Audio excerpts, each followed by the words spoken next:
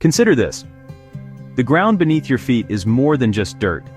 It's a bustling, living universe, filled with billions of tiny organisms, intricate networks of fungi, complex chemical reactions.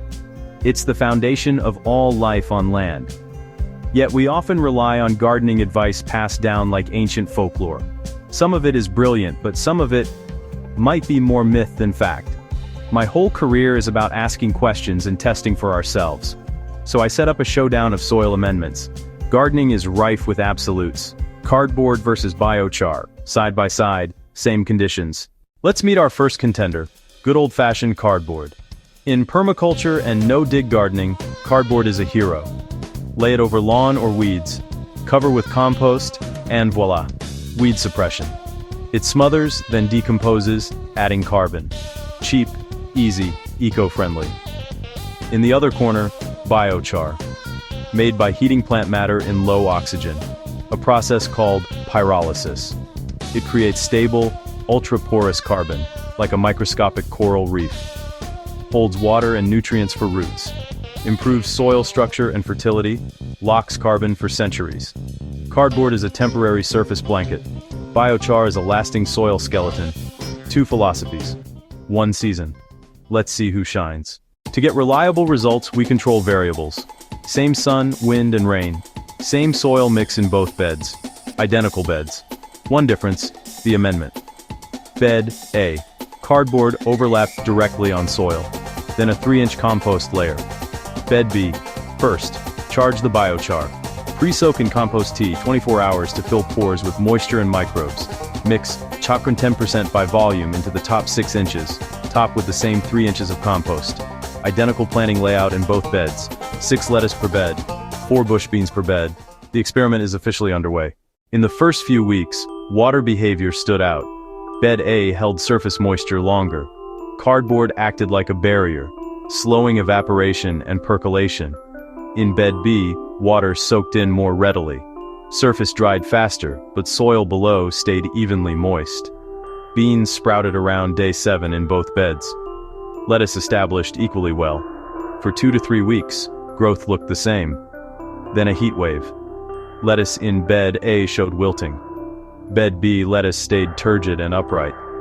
Biochar acted as a distributed reservoir. Cardboard, a lid. Plants in bed B accessed water when it mattered most. 6 weeks in, I checked under the cardboard. A few worms, maybe 5 or 6 per square foot. Wet, breaking down, but more barrier than attractant. Then I checked the biochar bed. The soil teemed with earthworms, over 20 in a square foot. From hatchlings to big night crawlers, throughout the profile.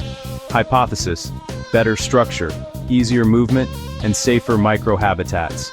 Nooks for microbes and cocoons. Worms moved in and multiplied. Major plot twist: the biochar bed was the worm party. It wasn't just food and moisture, it was architecture.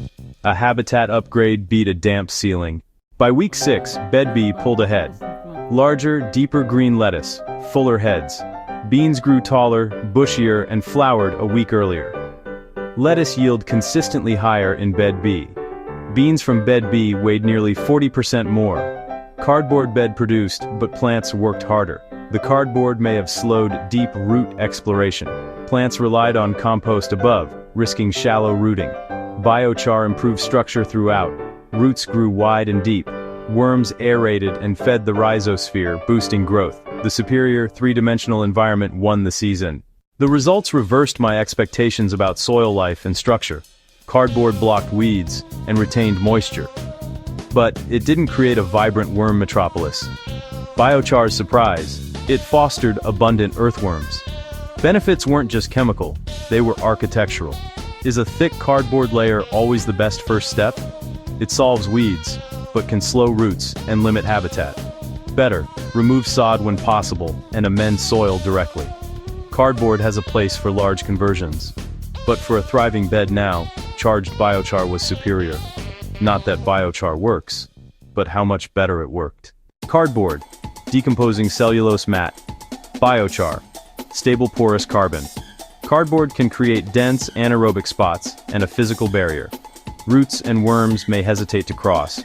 Biochar holds water and shelters microbes. Moist, aerated soil suits worms. Bed B provided that. Rigid particles prevent compaction, leaving channels. Cardboard, compact layer, biochar. Open, 3D framework. Synergy, retention, microbes, and aeration reinforce each other. More microbes, more nutrients, better air, happier worms. Plants weren't just in soil, they were in a functioning ecosystem. Surface sheet of slow carbon versus permanent porous carbon in the root zone, that made all the difference. In this head-to-head, biochar was the clear winner. It supported more worms and better moisture handling.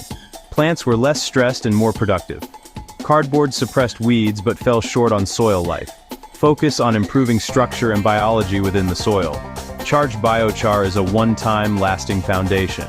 Be a backyard scientist. Set up small comparisons. Observe, take notes, and trust what you see. Test mulches, fertilizers, and watering schedules. The earth is complex. Surprises live right under our feet. I know what I'm mixing for next season. Consider the science.